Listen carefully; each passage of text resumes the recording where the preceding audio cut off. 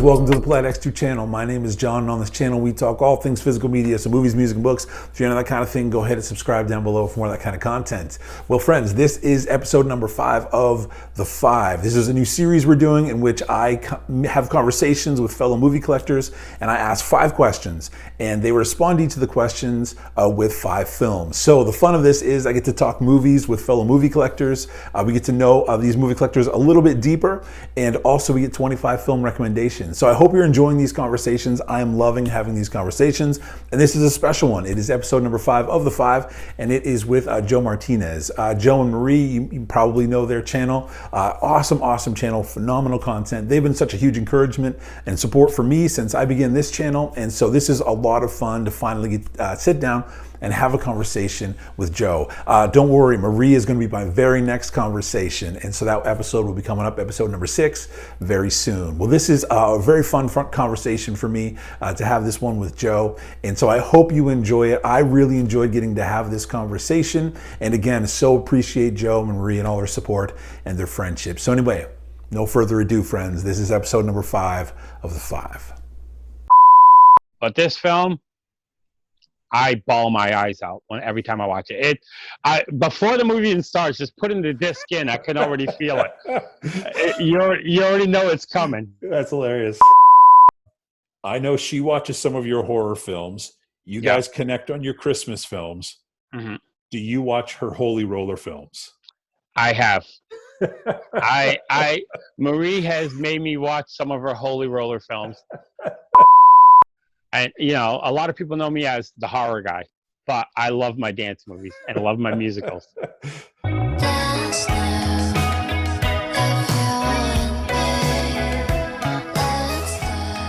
Awesome. Well, cool, Joe. Thank you so much for doing this. I appreciate it. You taking the time. It's Anytime. 10 o'clock. It's 10 o'clock. So thanks for doing this. And I do want to say, I know we've got the chat pre this thing, but I do want to say on the episode, I do want to say thanks.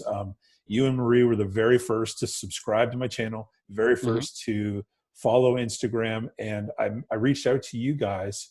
You're the first people I reached out to, you, Rick, and there was 2 or 3 others who I've been following you guys' stuff for some time, and I finally get over the hump of the fear of, I think I'm going to try this. And so I do want to say thanks to you on this episode publicly for being super encouraging and supportive from day one. And I think I described it when I was talking to Stephanie. When I started the YouTube channel, I felt like it was first day of school, but you're at a new school and you're in like 3rd grade, so everybody already has their friends. Yeah. And nothing. But you and Marie and Rick, you pulled everybody, you pulled me in. You're like, no, you're already in.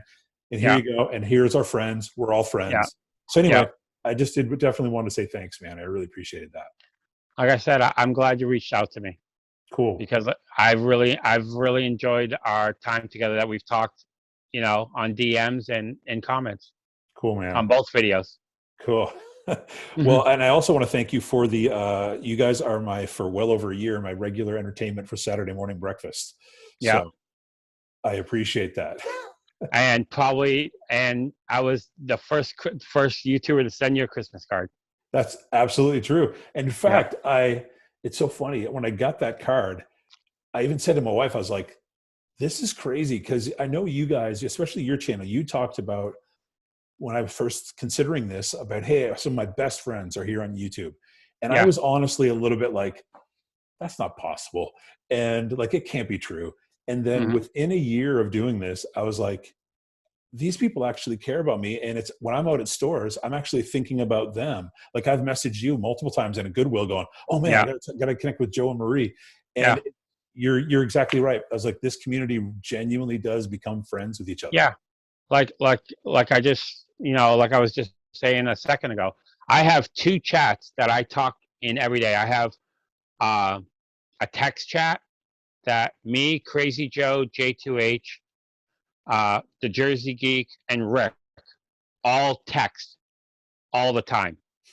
And then on Instagram, me, Marie, Down to Movie, Movieholic, and Miss Jessica, for almost 2 years now, we message all day long talking. Awesome. And And the same thing, whenever we're anywhere, we're it's like, oh, look what I found. Look what I found. Oh, does anybody need this? Oh, I found this. And we're constantly shipping stuff back and forth to each other. That's really cool. And, it's always, enjoyable to make friends. And, I was just telling them today on the Instagram, my closest friends is everybody on YouTube. And some of them, well, so far, all of them I've met that I talked to, except for J2H that's in Michigan and Miss Jessica that's down in New Mexico. But Wow. everybody else, it finally happened. That's cool. Yeah. But No, when I got that Christmas card from you guys, I was like, this is legit. These guys are like literally, these guys are no, genuine friends. yeah, and nobody knows this, but I actually have an address book for anybody who sends me something, any Okay. donation that I've had. Me and Marie, we write down their address and we save it all in the address book with anybody that we've ever sent anything to, anybody that's won one of our giveaways. We keep it all, and we always send out Christmas cards. That's cool.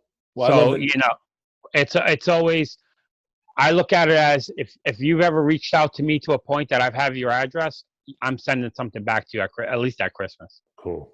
Well, I appreciate how genuine and kind you guys are. So yeah. Yeah, So thanks again. always. Well, before we dive into the 5 questions, I do have a question for you, but I don't want to potentially ruin it in case you're going to bring up this film in one of the 5.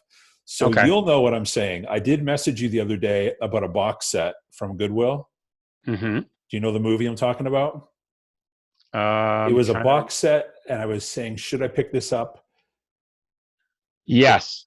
All right. Is that going to be mentioned in the 5? No. Okay. So let me ask you. The Sound of Music.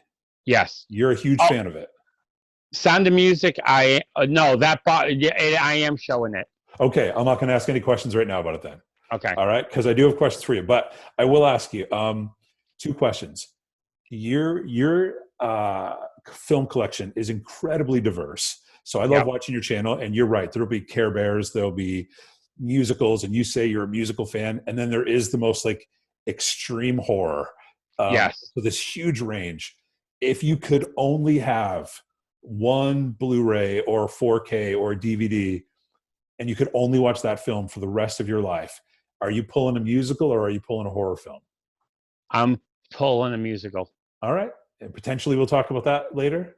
Yeah. All right. Talk about anything. I'm an open book. And last question before we dive into the 5. You guys, I appreciate the joking you and Marie do back and forth together. It makes me laugh all the time. I know she watches some of your horror films. You guys connect on your Christmas films. Mm-hmm. Do you watch her Holy Roller films? I have.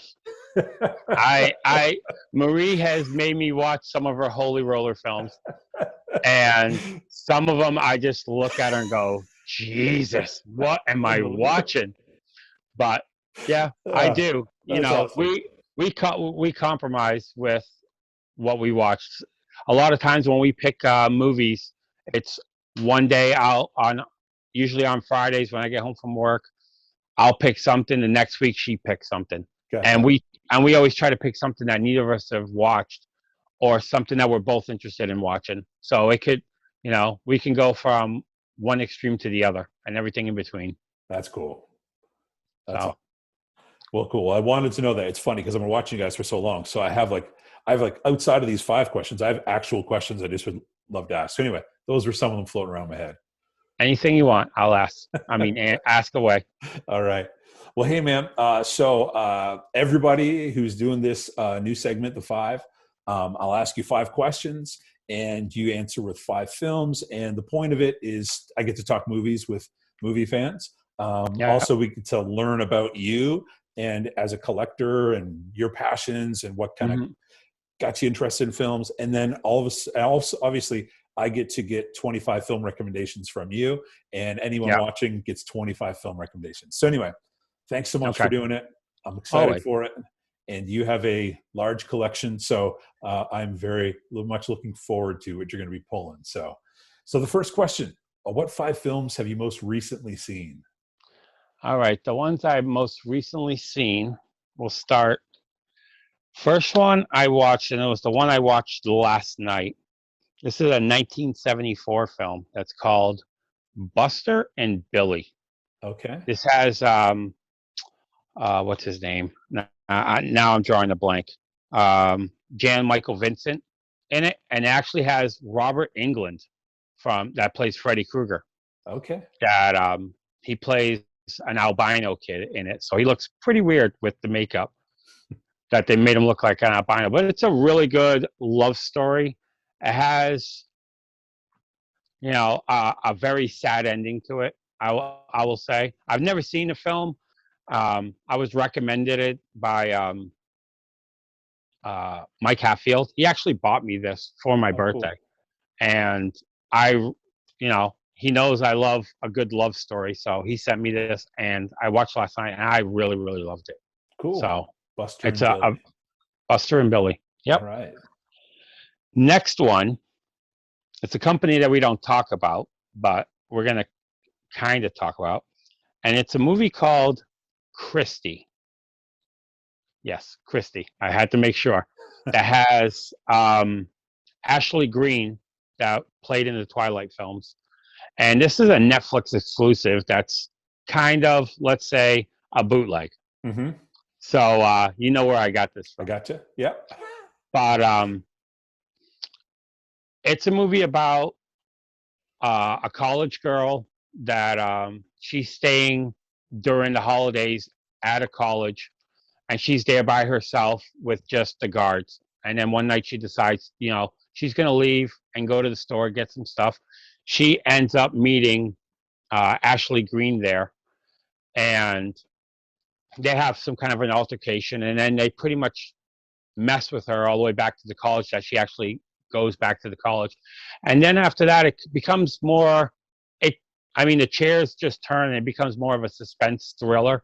Not really a horror. It's not really that gory. It's more of a suspense thriller of pretty much a cat and mouse of they're trying to kill her, and they pretty much call her a Christie. And there's a twist at the end to it that you don't see coming once everything goes down. But it's pretty much a cat and mouse kind of film of her hiding from them and her trying to take them all out one by one.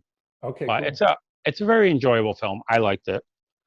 Next one is one that you mentioned just a second ago, and it is A Quiet Place 2. I want to see that one so bad.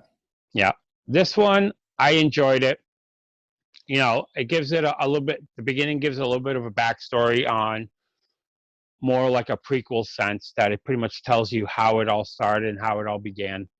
And then it kind of jumps to, after the end of the first film. So you get a little bit at the beginning, a little bit of the end, and just everything that happens. And it's an actual, to me, it's not as good as the first, but I thought it was a solid sequel for the movie. I know it got mixed reviews on it, but I thought it was really good. I thought Emily Blunt did a good job. The only thing that a lot of people complained was John Krasinski was very little in this film, just at the beginning of the whole, prequel to it. But after that, if anybody saw the first one, he's not in the rest of the film. So you don't really, because of that, a lot of people didn't enjoy it, that she was pretty much carrying the film, but I thought it was still good. Cool. Now, does this one, I won't ask the question in case it ruins it for other people, but is it possible there could be a third one, or do you think this is it? They left it open. Okay, so maybe. So they left it open. They didn't close that door just in case. Okay. All right. So, I'm looking forward to it. I messaged Pam at the Video Game Movie Dome today. I said, hey, if you see this one, let me know. Yeah, because the day on the roundup, she messaged me about it. She goes, hey, Joe, return your copy. I have a copy. Really? I'm like, no, I'll keep it. I already bought it. I don't like returning stuff. So that's awesome. But, that's one I definitely want to see. Yeah. The next one is a film that I've loved since I was a young kid. And if you saw my video, so you know my little rant on this one. But it is the restaurant video of The Wraith. Uh-huh. I love this film. It has Clint Howard in it. It has Charlie Sheen. It's a sci-fi, not really horror, but more of a sci-fi suspense. And it's pretty much about Charlie Sheen coming into a town. Nobody really knows him. There's a gang of thugs that are pretty much terrorizing the town and racing for cars, kind of winning races, not fair and square. And this car, it's a Chrysler. I think it's a Chrysler Interceptor. That's a concept car that they made for this movie. Comes out of nowhere, and it's pretty much taking out that gang of people one by one. And then there's a girl that's involved in it with a little bit of a side love story, and you find pretty much out about Charlie Sheen and why he showed up into this town without spoiling the movie. But it's I've always enjoyed this movie. It's very cheesy. It's very 80s. Has a great soundtrack. But I've always loved this film since I was a kid. So when they announced this, Marie pre-ordered it that day to give it to me for a Father's Day gift because she knows how much I love this film. Cool. So I've always enjoyed this one. Well, you're 4 for 4 in films I've never seen before. And I'll say this one you probably have. This one I know you have seen. And that is, I wanted to do a little bit of a rewatch, and it was Ronin. Oh, absolutely. So I'm always a big fan of heist films. This one, the other one that Robert De Niro was in, The Score with Edward Norton. I've always loved both of those films. This one I haven't seen in so long. I have the DVD when MVD had a sale that they had the Arrow edition, and it was like $7.99. It sold out so fast. By the time I messaged everybody and told them about the sale, everybody I told about the sale was able to get Ronin, but the person that told everybody by the time he got there, it was already sold out, so I lost out on it. I was one of those people you told. Yeah. So after that, Rick actually found in a big, huge haul that he had, got this brand new factory sealed. Right. I'm like, hey, I missed out on the Arrow. I'll take that copy from you. So I bought this from him. But cool. I've always loved this film. It's a great heist film. Everybody does a great job in this film. So yeah, it's this is a definite must watch. Absolutely. But that is the 5 that I've recently watched. Nice. Awesome. Next question is, what 5 films do you have your earliest memories from? All right. I'm going to go in chronological. You know what I mean. Yeah, there you go. I'm going in the order of how I saw them. All right. The first one is going to be first movie I ever saw in theaters. I was 5 years old. I went with my dad. It's one of 2 movies I've only seen with my dad. And it is the 1959 movie of Sleeping Beauty. Oh, wow. And this is the Best Buy with the lenticular. Very cool. This is the first movie I ever saw in theaters. It was 1978, 79. I saw it in theaters. And when it came back for the 30th anniversary, they showed it in theaters. So I actually went to the theaters with my dad and actually saw this. Wow. So I've never seen it since, so I couldn't even tell you what this movie's about. But I bought it to rewatch it with my son. Very cool. The next movie is a movie that you mentioned, and that is Sound of Music. Sound of Music. Sound of Music. I love this film beyond belief. I have multiple editions of this film. And this film, I saw it. I was probably like 7 or 8. It always came out around Easter, around that time. And my grandmother loved this film. She loved Julie Andrews. Anything that Julie Andrews was in, she watched. So as a kid, it was a memory of watching it with my grandmother, sitting there on the couch watching it all the time with her. And her fascination and love for musicals is what got me into it. She was always singing and playing show tunes and musical scores at home. So because of that, like I said, I'm a huge musical fan. So this movie is a movie that I love. I watch it every year, and I can never get enough of this movie. If I can have one movie in my collection, this would be the one. Really? Yeah. This is, as I've always said, this is my number one favorite film of all time. And then right after that, if it comes down to horror, it's Texas Chainsaw Massacre. But my favorite film of all time is The Sound of Music. Man, well, when I messaged you last week about that box set, I was like, I really wanted that Blu-ray in there because you spoke so highly of the film. I've never seen it, but I was like, I don't know what I would do with the rest of the stuff because I don't have that nostalgic connection to the film. So and I was like, and it was like, I think it was like $8 or something like that. Yeah. And I was like, and that's a steal. It is a steal because I looked up on Amazon. I was like, it's a great price. But anyway, I do want to, eventually I will get it on Blu-ray. I will watch. Yeah. Yeah, because I have that Blu-ray and then I have the Blu-ray that's in that set because the one that's in that set is still brand new sealed, but the set is actually open. Oh, okay.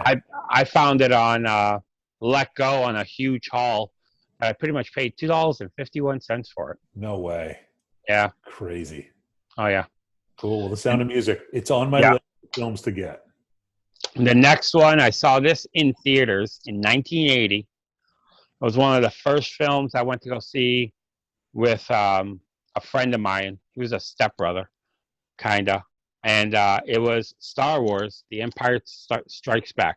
Nice. I saw this in theaters, and I was hooked on Star Wars when I saw this. Luckily, I got to see the best one in theater. So I love this film. It was, like I said, it was one of the times I remember going with being dropped off at a theater and just going watching it with a couple of friends.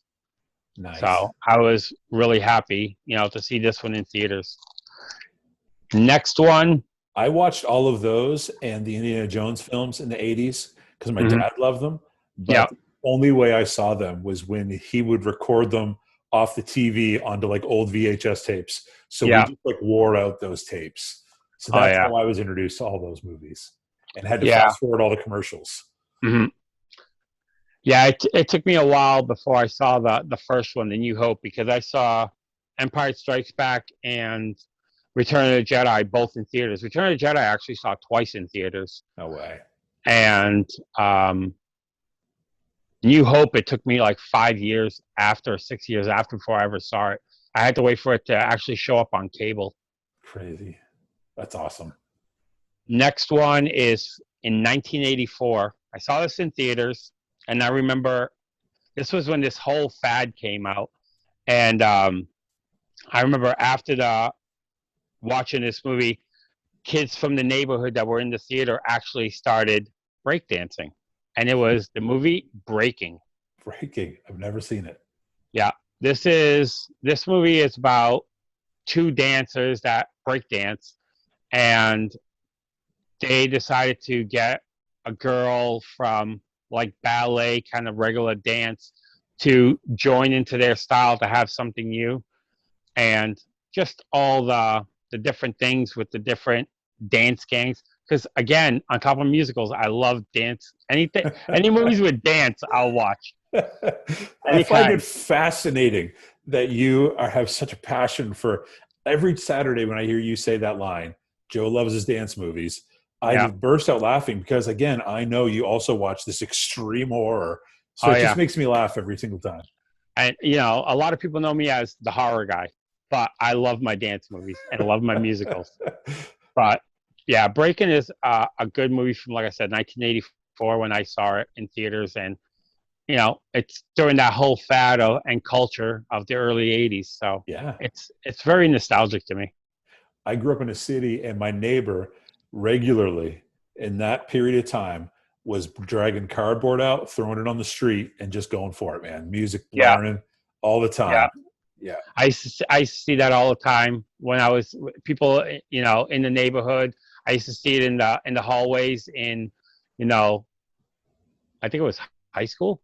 Was it high school? No, probably like almost late elementary school. It's wild. And I was just like, this, it was a cultural time at that moment when that happened. Absolutely it was. Did you ever try it? I tried it and I was horrible. I didn't have the courage to try. No, I've always said as a joke is I'm half Spanish, and I didn't get the dance rhythm that Really? Spanish people have. That didn't come into my genes. Okay, good. So I had no rhythm when it came to dancing. The last movie I have, this one again, started in 1984. I saw this with my grandfather, and it's a movie that it could have actually been actually in a post that I did for underrated films was in this because it could go either way, underrated and as a first time watch. And it's a movie with Nick Nolte and Judd Hirsch, and Joe Beth Williams from Footloose, the girl from Footloose, and it is a movie called Teachers.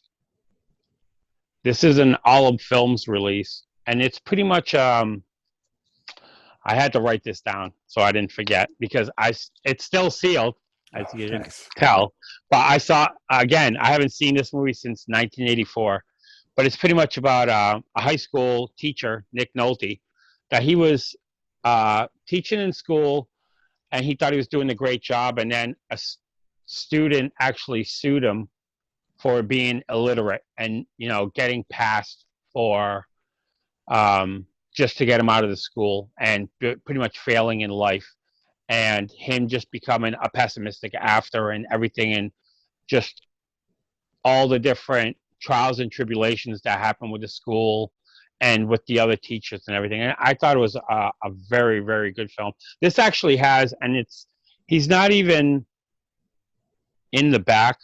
Oh no, he is very small. Ralph Macchio is in this as well. Oh. So right around, I think this movie was the movie that he did right before Karate Kid. Really? So, oh yeah. That's cool. So it's a very, very good film. It's a comedy kind of drama. Okay. But it's a very enjoyable film. This one I would highly recommend. All right. And that is My Earliest Memories. And that one was Teachers? Teachers. Yep. Teachers. All right. Awesome. Next question. What 5 films have had the greatest impact on you? It can be emotionally, worldview, putting yourself in someone else's shoes, your perspective on life, or none of those things. Okay. Biggest impact on you. All right. Me, as I've always, similar to you, as we get older, movies touch us differently. Maybe with life or with growing up, different things that happen in your life. Movies sometimes affect you in different ways, and sometimes it touches a little bit different, something that you didn't see, you saw in a different light as you got older. Yeah. And so pretty much all of these films, because as I've told everybody, I'm a sap. For a horror guy, I'm a sap. Why I like my rom-coms. But all of these movies, pretty much, I could have done the same thing as you that time. Films that make me want to cry. Mm-hmm. And we're going to start off with the first one. This is a fantastic film. I just got this on Blu-ray because this was never released on Blu-ray in the U.S. This came out of Australia. And it is A Walk to Remember. Okay. This is a Nicholas Sparks film with Shane West and Mandy Moore. And it's pretty much about a girl that's really quiet, church, everything else. He's more of a troubled kid, and he falls in love with her. And just the love story and the bond of two people from opposite cultures and how they pretty much live their lives, pretty much falling in love, and then come to find out that she is sick. We'll go with that. Okay. Kind of like A Fault in Our Stars without knowing it. And just everything that happens after without ruining the film. But this film, I bawl my eyes out every time I watch it. Before the movie even starts, just putting the disc in, I can already feel it. You already know it's coming. That's hilarious. But this movie, I love this movie. Any kind of Nicholas Sparks, all Nicholas Sparks films, I love. Yeah. They're just because they're just very sad, kind of emotional films. And all of them touch me in a different way. That's pretty cool. One that I know you have seen. This is a again fantastic film, and is Good Will Hunting. Yeah, it's good. Good Will Hunting. I love Good Will Hunting. Filmed in Boston. You know, Matt Damon being a Massachusetts guy. I wanted to check it out when they first wrote this, and just everything with him and how he was brought up in his troubled life and everything. And then I think Mr. Nichols even talked about this film, but Yeah. just the talk in the room between him and Robin Williams always gets me. Yeah. You know, when he pretty much told him, you know, it's not your fault. It's one thing about me that a lot of people don't know is I've had, you know, not the easiest childhood. So a lot of movies might touch me in different ways than other people. So this movie just kind of touches me in a different way just because of, you know, the life that I had growing up kind of. So this one touches a little home, as I Yeah. say. You know, I find with that film, like, and it was, again, it's one of those things that Robin Williams had that not a lot of people have, is and then when you get to those portions of that film, you really get drawn into it, and through his face, his voice, his eyes, everything. Yeah, it's a very emotional experience, Yeah, and you feel like you're being talked to. Like, yeah, it is so intensely emotional and powerful. And there was just something about Robin Williams that he was able to do. I just recently watched an interview with Ben Affleck about Robin Williams, and he just said they couldn't believe they got him in that movie. And then just what he did with that role. I mean, he obviously got the Oscar for it. It was unbelievable. Yeah. yeah. Because even some of the lines and some of the monologue that he did was all ad libbed. It was Yeah. never even written. Yeah. No, you're right. That is an incredibly powerful film. Yeah. The other one that's a very powerful film, just because of everything that happened and pretty much being based on a true story, is Steven Spielberg's Schindler's List. Ooh, yeah. This is a very heavy film. You know, I think it's a fantastic film. I actually went to a lot of the camps. I actually went there. I saw Auschwitz. I saw the memorials and everything. So Wow. seeing all that, and then, you know, watching this film years and years later, it, you know, it's a very sad, depressing film about, you know, the humanities of life and pretty much what, you know, what happened back then. That, you know, even to this day, some people say it never happened, but Yeah. it's pretty hard not to when you go there. You know, the proof is in the pie, as they say. Yeah. But I've never been overseas to see them. I've been to the Holocaust Museum a couple of times in DC. yeah, And it's just silent. Like when you're yeah, seeing the piles of kids' shoes, and yeah, yeah, it's devastating. yeah. I went there. I think I was 16 because I have an uncle that lives in France. I went to France for the summer and then pretty much traveled all the way up to Finland, all the way down to, you know, Spain and everything. And then I went as far as Germany and Poland because I'm half Spanish, half German. Okay. My dad met my mom in the army base in Germany. So Okay. I have family that lives in Germany. So I went there and I got to see a lot of the you know, the camps and everything in Poland and all that because of that. So Wow. I won't say it's kind of a curse and a blessing at the same time that you get to see that. Yeah. Next one, another emotional film. Again, I love my emotional films, and it is The Green Mile. Yeah. Green Mile. It's very touching, just with the bond that everybody had with. I forgot what his name is. I know it's Duncan. Michael Clark. Michael Clark Duncan. Yeah. The bond, everything, you know, that happened with with him, with the mouse. It's just an unbelievable film. And I remember showing this to Marie for the first time, and she loved it after. And I told her, I'm like, it's actually, a short novel by Stephen King, Yeah. the horror guy that wrote this. Yeah, it's a So, really powerful film. yeah, I really enjoy this film. It's, this is one that it's a film that everybody should watch. Yeah, and it's one of those And ones, like Michael Clark Duncan is just a monster of a yeah, human being, but he was like so gentle and soft at the exact yeah, same time. Yeah. hmm And so him playing that role, you wouldn't expect him to be able to pull that kind of thing off, but he did yeah, it perfectly. yeah. He was, as they say, he was a gentle giant in that film, Mhm. and he just did an amazing job with that role. Yeah, he did. I could honestly not see anybody else playing that. No, not at all. The last one, and I pulled it in the battle, and we talked about this movie. This movie is the toughest movie I have in my collection. I saw it once, and right at the beginning, watching it, well, let me show the film real quick, and that is Antoine Fisher. Mhm.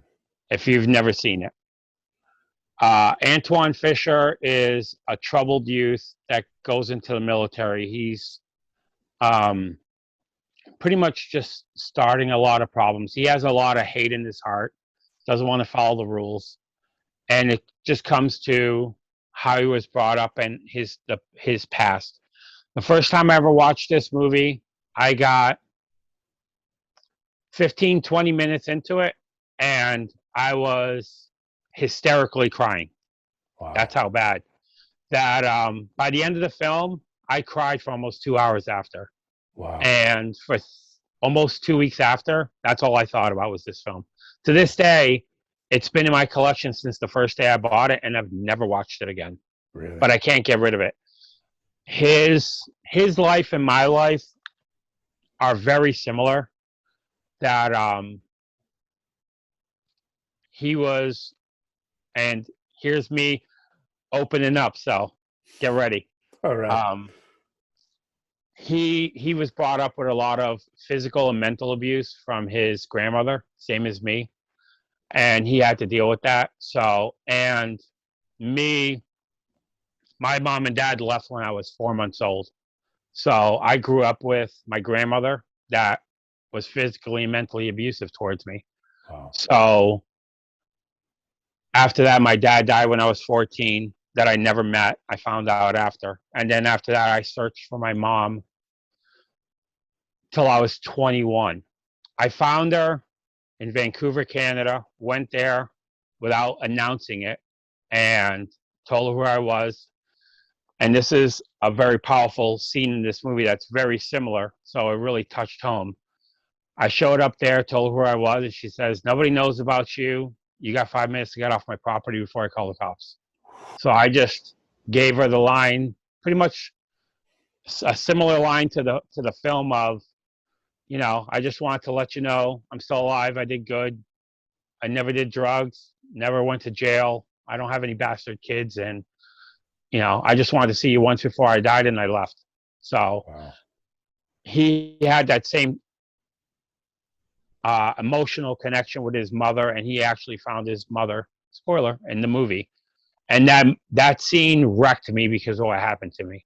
That to this day, I've, they always say sometimes you got to let things go to heal yourself. To this day, 25 years later, I still haven't let it go. I still have it's still tough trying to deal with it. So it's a rough film for me. Yeah. Yeah, I can So imagine. like I said in the battle, that movie, it's a rough movie, but for me, it's rougher just because it hits home more than it would for some people. Yeah. But like I said, I'm an open book, so I'm going to Yeah. share. But Well, that is my last one. yeah. Well, I guess, well, two things. One, thanks for sharing, Yeah. and being honest and open. And I know that's the kind of guy you are. And then hmm secondly, I'm just really sorry that you went through all that. And I didn't know that part of your story. but I Hmm. see how much you love your child, and Yeah. how much you and Marie gush about him. And in knowing that part of your story now, I can see where just how much love you have for your own kid, where a lot Yeah. of that would come from, and just how intentional you are. And Hmm. so thanks for sharing that. And again, I'm sorry that you went through that. And but it's you look like, from I only know you from YouTube, but you look like an Yeah. incredible dad, man. And Yeah. yeah, I always said that when it came to having a kid, I had my son in my 40s, that I never wanted my son to grow up like I did. So I was gonna wait as long as I had to make sure I can be 100% there for him and do whatever I had to do. yeah, So, you cool. know, Well, he looks very happy, and all the stuff you guys post, it looks like he's having the time of his life. So I try every day. you guys are awesome, man. You guys are Thank you. awesome. And I think that one of the things, it's cool. And, you mentioned, we were chatting beforehand about making sure you connect with YouTubers that you're like, if you feel good about putting my seal of approval on that. Hmm. In having watched this film community before getting involved in it, there are certain names that come up on channels all the time that people just gush over and praise so highly. And one of the ones that I saw, which is one of the reasons what kind of drew me to your channel, is you and Marie are just so highly regarded by so many people. Whenever your names are brought up on channels, just so highly, highly regarded. And then in knowing you guys through YouTube and DMs in a year and a half, I totally see what they're saying, and see your guys' character and all of that. So Hmm. yeah. So anyway, you guys are those kind of people, and I think that's why you're so highly loved and regarded from people in this community. So I look at it as I just treat people the way I want to be treated. cool. I just try to be fair. Cool, man. That's awesome. You guys are great people. So Thank you very much. cool. Same. Well, or not last question. The next question for you is, what 4 films do you think are do you consider to be underrated films? 4 films or 5? 5 films. Fourth question. Okay. 5 films. I would be Okay. breaking my own 5 rules if I dropped. I know. That's why I was like, I got to ask this again. Yeah. Okay. We're going to go. We're going to start with this one. We're going to go Walt Disney first. This is a Walt Disney film that not a lot of people have heard of, and it is a fantastic film. This has Michael Fox when he was Michael Fox, not Michael J. And it has Flounder from Animal House in it. There's a lot of other faces that you would see in this film that you wouldn't recognize. It has Elaine from Taxi as well, and it is Midnight Madness. Midnight Madness. I've never heard of that one. This is a scavenger hunt movie. Oh, really? And it's about a guy that takes a bunch of people together to do a scavenger hunt through California, and just everybody trying to mess with each other and everything that's going on. This is a great film, even a family film that I always enjoy. And like I said, it has a young Michael J. that you can see him right there in the front. I'm Wow. not sure if you can see him. That's He's just crazy. a young lad in this, but I've always loved this film. This is from, and Disney's going to hurt me by not putting a year on it, but it is from the early, I remember it's from the early 80s. That's all I can remember. Cool. Because I think the first movie it was class of 1984 that came out around that same time. But this came out soon after, so probably mid 80, 85.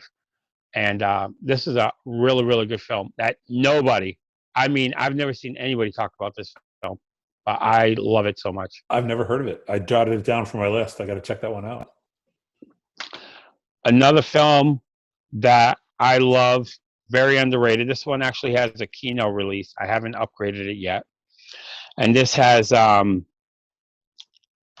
Matt Dillon in it. And I've always enjoyed this film. It's a movie called My Bodyguard. I haven't heard of that If one. you've ever seen it. No.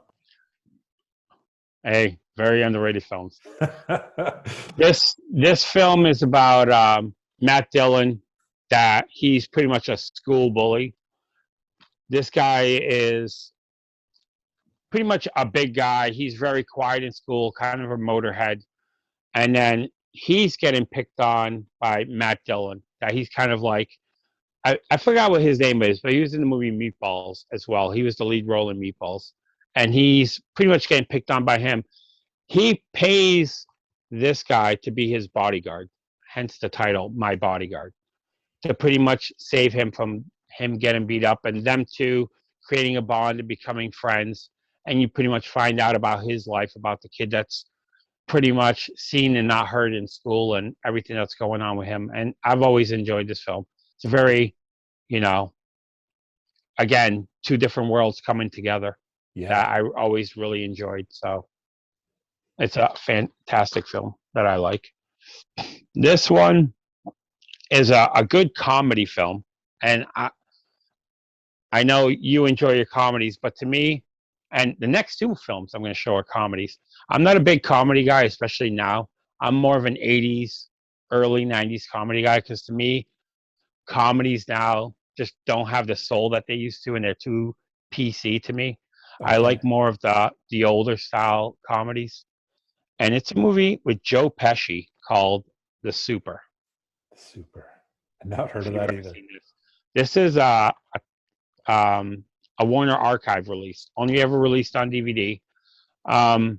It's about Joe Pesci being a slumlord in, I think it's New York City. And he doesn't want to fix his building. They pretty much sue him and go to court. And his community service for the time that he has to be in there, I think it's 1 month. He has to live in one of his buildings for 1 month and see what his tenants are going through. Okay. And just everything that happens. It's a very funny movie. And it's pretty much, again, the tenant seeing his side, him seeing the tenant side, and everybody kind of, everybody just let's all get along kind of thing. But it's a very enjoyable film. I've always liked this. I think it's a very funny film. And to me, one of Joe Pesci's films that nobody really talks about. Well, I'm jotting that one down because I like Joe Pesci a lot, and I've never heard of this one. Yeah, it's a really good one. Super. This film is very, very hard to find and would not be made these days. But another film that I really enjoyed, filmed in Boston, near Harvard and in Harvard, and it is Soul Man with C. Thomas Howell. Haven't heard of that either. Now, C. Thomas Howell, he's going to school in Harvard. This has C. Thomas Howell, Ray Don Chong from Commando with Arnold Schwarzenegger, Tommy Chong's daughter. It has James Earl Jones in it. Leslie Nielsen is in it. Julie Louis-Dreyfus is in this as well. But it's pretty much he's going to Harvard. He doesn't have the money. His parents are rich, but they don't want to give him any money. They're going on vacation. They pretty much said, you got to pretty much flip the bill on your own. He finds out about the African-American college tuition that they give out to some African-American to go to Harvard. And his roommate pretty much has a pill to make yourself get a tan. So he just pretty much overdoses on it to make himself black, to try to win this scholarship so he can go to Harvard for free. And everything that happens with this film. This film, like I said, it's a really good film. And it's pretty much about a white person pretty much learning how it is to be a different color and everything that happens. And as I say, as all the craziness that ensues with this. But it's a very enjoyable comedy. And like I said, it's a film that would never get made today. No. Just because it is not PC whatsoever. But never heard of that one either. Yeah, it's not the easiest to find. Absolute Sublime's been looking for this because to find a DVD is very out of print. Because I don't think this will ever go to Blu-ray just because of the nature of the film. Sure. But it's very enjoyable. And the last one, we're gonna go heavy just for you because I know you like your horror.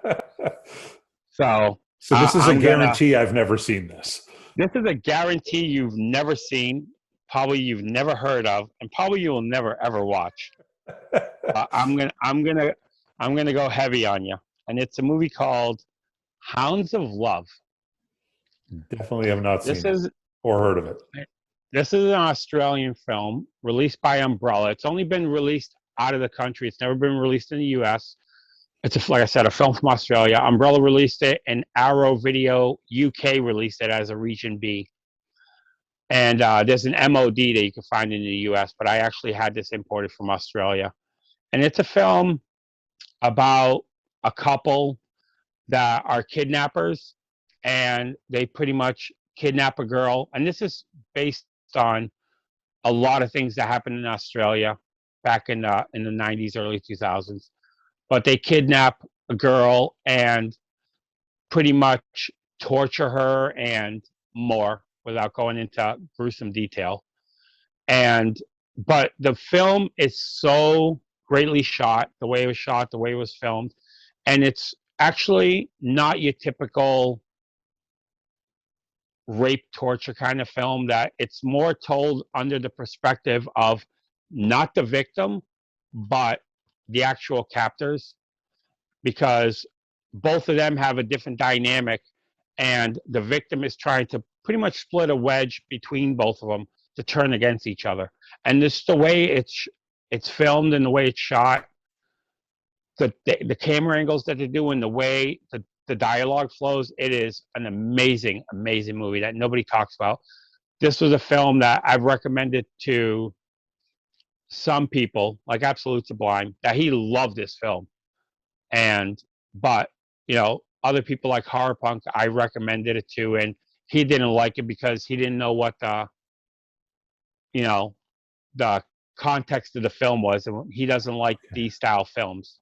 So it's it's nothing graphic. It's more implied, behind closed doors kind of thing. It's not shown in your face. Gotcha. But it's still rough to watch, I'll say, if you're not into that style film. But a very fantastic film. I'd be watching Sound of Music first, I think, before that one. Yeah, I didn't see you look down or your pen moving for this. Yeah, yeah, I'll leave my phone right there. Yeah. So, yep, that's my last one. All right. Well, that is I can't say a perfect transition to the next question. The next question is, what films bring you the most joy and hope and laughter, put a smile on your face? Okay, that was pretty much the easiest one to do. We're going to start off, and we're going to start off with a comedy that I pretty much blind rented at Blockbuster on a Tuesday one time, and it was when it first came out. And I came home, and I literally was late to work because I literally watched this movie 3 times that day, back to back to back, and I was in tears laughing. And that was Clerks. All right. This is the UK DVD steelbook that I have. I have, again, multiple editions of this film, but I love this film. Kevin Smith, I've always been a fan of. And when I saw this film, even to this day, I still think I'll still laugh, and I just think it's so funny. It's a movie that never got old to me. Nice. I think I've seen portions of it. I don't think I've seen the whole thing. Yeah. But I think I've seen portions. Yeah, I would say you should watch it. Right now, they're starting to film Clerks 3 in New Jersey. So I saw that. So I'm really, really excited.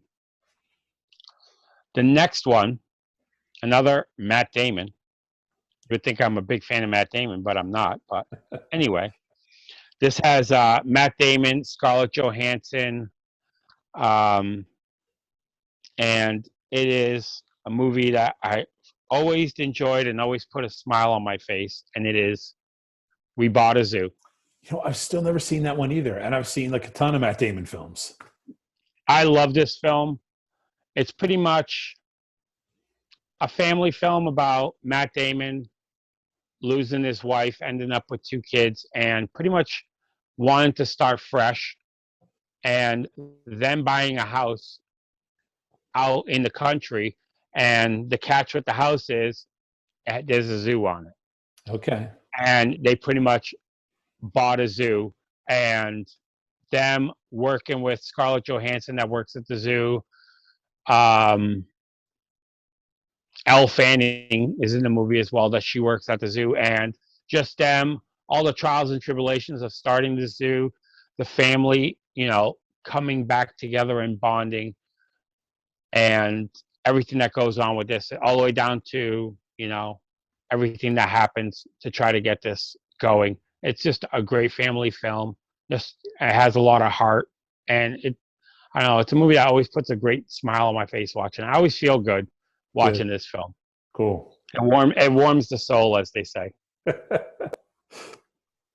The next film, I love it so much. It's one I have 2 copies of, and one of them still sealed. So I'm going to show them both just because I love this film so much.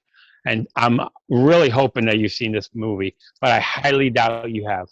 And that is Streets of Fire. I haven't. Streets of Fire. I absolutely love this film. It's a musical. If you've ever heard the song "I Can Dream About You" by what was the name of the band? It was Dan something, but it was the song "I Can Dream About You." If you've ever heard it, came out in the '80s, and this has Michael Pear from Eddie and the Cruisers. It has William Dafoe.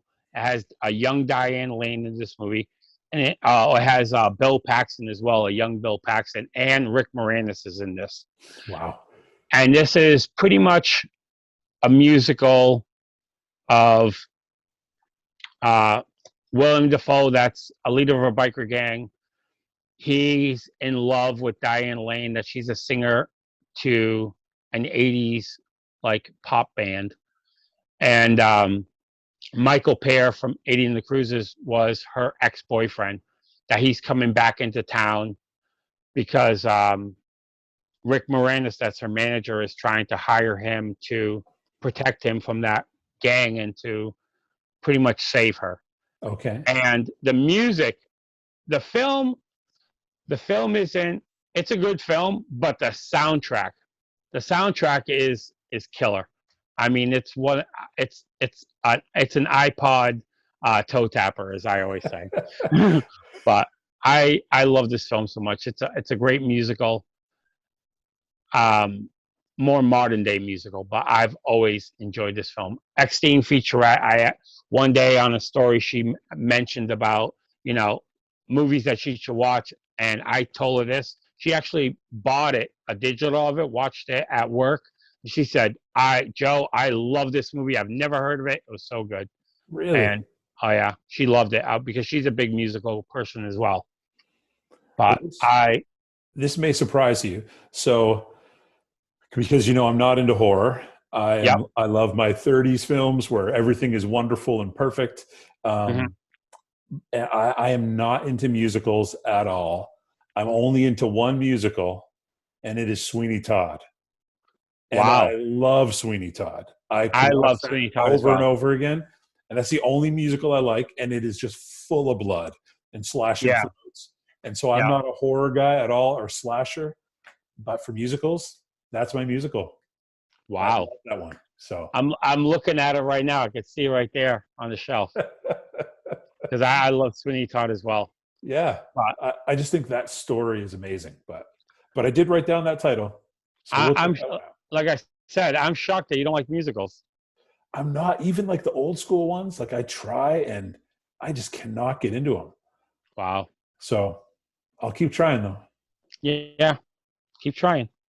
A movie that, again, I think this is like one of the last modern comedies that actually I laughed out loud to. After that the most that they get is like a small grimace from me. But it is I Love You, Man. Me and Marie just watched this recently again.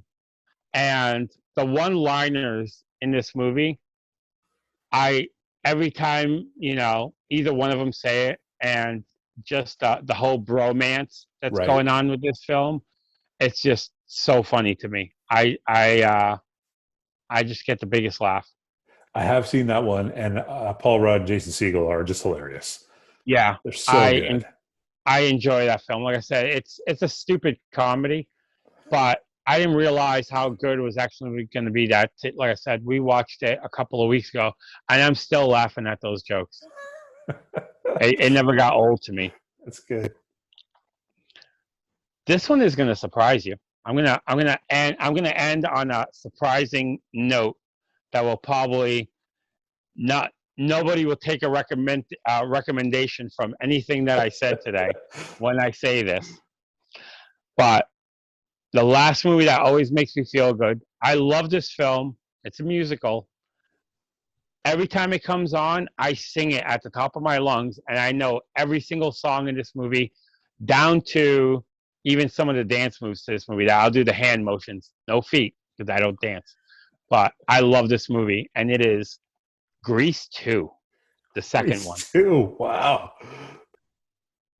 I'll tell you, the second one, I'm a bigger fan than the first film. Really? I like John Travolta. I love Olivia Newton-John. But Grease 2 with Michael Caulfield and Michelle Pfeiffer, I adore that film. I cannot get enough of it. I'll sing it all day long. It still blows my mind when you pull something like that, knowing the horror you watch, and you go over Grease 2. Grease 2. Marie, the first time she saw me put that in. Well, actually, I think it came on TV. I don't even think I put it in. And I was just top of my lungs singing that, just, doing the hand dances and everything. And I'm just, bebopping on the couch. And she's like, "What is wrong with you?" I'm like, "Marie, you don't know my love for this movie." That's hilarious. But, yeah. And I'll say, again, big shock. This shouldn't shock with what I just said. My third favorite musical of all time is Grease 2, right? But it's that Sound of Music, Chitty Chitty Bang Bang, and then Grease 2. All right. I just adore that film. It's amazing, man. I love the diversity of the films that you have a passion for. Yeah.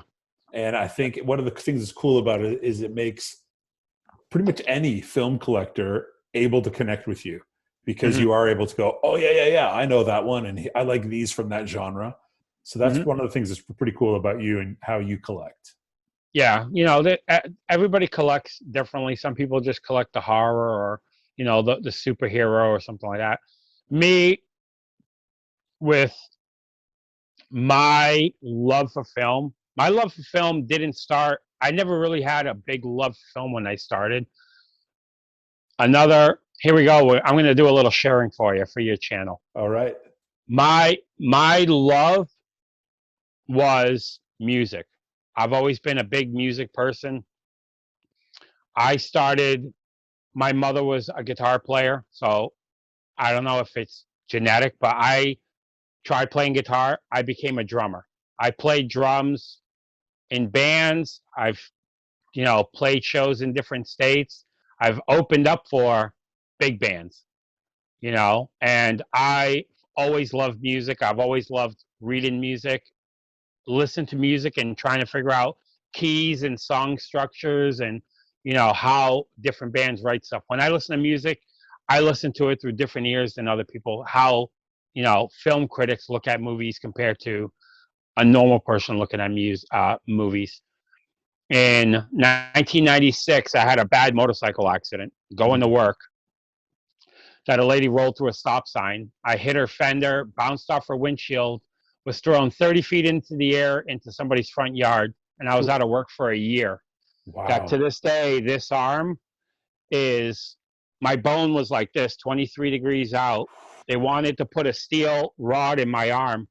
I wouldn't allow it. With two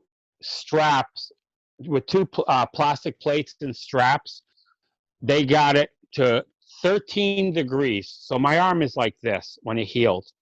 Because of that, the muscles in my shoulder are being pulled out of my shoulder because of the bump in my arm. Okay. I was never able to play drums again after that. So with music being my life, I was at home depressed. that at that point in my life, I honestly wished I didn't survive that accident. And I was telling that to Movie Chatter. And I was stuck at home for a year. I couldn't work, and I just started watching movies. And my love went from music to movies. I still love music as I did before, but I just can't play it anymore. But Wow. 1996, that's when I started collecting movies and just watching them because of something horrible that happened in my life. Yeah. So, because of that, I've been very, I've never had that one passion for one genre or anything. I watched whatever I can find. I want to watch and soak it in, as I did with music. Because even with music, my genre tastes, I listen to blues to 80s pop to top. I'll listen to top 40 to the heaviest freaking Norwegian death metal that anybody would even could stomach, and everything in between. Wow. Even I even will listen to K-pop that I don't even understand what they're saying, Yeah. but Yeah. I listen to music in a different way than most people do, so I can Sure. appreciate different things. But yeah, that's how it all started with me. Wow. 1990. It was July 8th of 1996 is when this Man. whole collection started. Wow. That is wild, man. Yep. Well, I know I'd heard you in other videos mention that you used to play drums.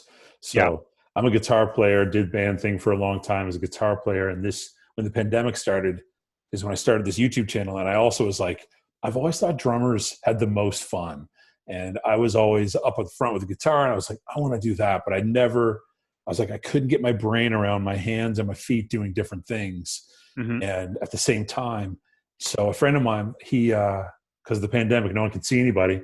He started doing lessons with me online. He would videotape, record stuff, and send it to me. So anyway, Yeah. so I'm like a handful of months, 6 months in, 5 months into trying to learn drums to just be proficient and keep in time. But Yeah.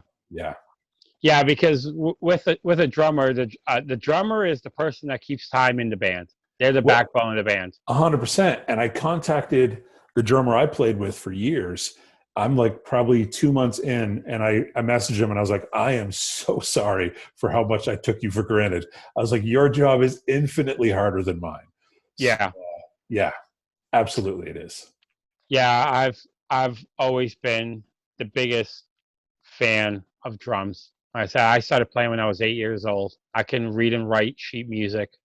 That's awesome. And I've always been the biggest, like I said, of just music in general and doing that. So That's cool. even to this day, I still watch drum videos online, just remembering the days. But with me, how you wanted to do drums and you didn't, playing guitar. Me, as I told you earlier, I've always been an introvert and very shy. So when I played drums, I played drums. This is a rare one, as I'm an odd duck with my collection. I played drums backwards Did on you the really? stage, and I played with a hoodie with the hood up because I just had. This was pre having in-ear monitors. I had the monitor next to me, so I can keep time with the bass player. Right. And I played backwards, not looking at the crowd, because if I saw people staring at me, I couldn't do it. I would never play live. Wow. See, So I was a fan of POD for quite some time. And great drummer. yeah, he's killer drummer. Love. And the Sonny, the lead singer, he had such high anxiety about being a front man. He would sing to the drummer for like the first, I don't know how many years of the band. He would never even look at the crowd. He'd just look straight into the drummer's eyes and do the entire show for the drummer, which is crazy to me. Yeah. Same thing with Maynard James Keenan from Tool. That's Really? why even to this day, he stands next to Dana Carey in the back. And for years, he used to stand behind the sheet. He wasn't even shown on the screen, on stage. Wow. That all you saw was a silhouette because because of his stage fright. That is wild. Oh, yeah. Crazy. Well, man, we could do a full another conversation on music, and maybe we Oh should yeah. do that one. My channel is about movies, music, and books, so we could do a full music conversation. You ever want to talk about music? I can talk your ear off. I know a lot about music. I know more about music than I do about movies, and I know a good amount about movies. You know what? We're going to have that conversation. We'll do Anytime. albums, and we'll talk albums. Yeah, Whenever you want. that'd be awesome, man. Well, Joe, thanks so much for doing this. It is 7 minutes after 11 p.m. now, so thanks so much for taking the time. Always. The day. So it's been awesome, man, and I appreciate you sharing your honesty, and I know I'm walking away with a bunch of films I need to look up now, and some not to look up. At least one I will never look up. Yes. Don't have that in your search engine. Yeah, that won't be there. Well, yeah, thanks so much, man. And obviously, if people are watching this, they're already on your channel, but I am going to put all the links to all your stuff there as well. Thank you very much. And thanks so much, man, again, for just being a great friend and an encourager to me in starting, just about a year and a half ago. So, yeah, thanks. Like I said, whenever you want me, I'm here. All right, cool, man. Well, I appreciate it. Well, Okay. thanks, Joe. I hope you guys have a great rest of your weekend. All right, you as well. All right, man. Take care. Well, hey, I hope you enjoyed that conversation. I loved having that conversation with Joe, and it was a great conversation. We talked film, but we also talked life and got pretty personal in that. And so anyway, I want to say a huge thank you to Joe for doing this conversation with me. I absolutely loved it. So thank you so much, Joe. I want you to know that all the information for Joe and Marie, their channel on YouTube and also their Instagram information, all of that is in the description below. Be sure to follow and subscribe to them. They're awesome, awesome people. So anyway, friends, I hope you enjoyed this conversation. Episode number 6 is coming up very soon with Marie, so I hope you're looking forward to that one. Friends, if you enjoyed this, please do hit like and hit subscribe if you want more of this kind of content. Thanks so much for watching, taking the time to join me. Take care of yourself, and we'll see you next time.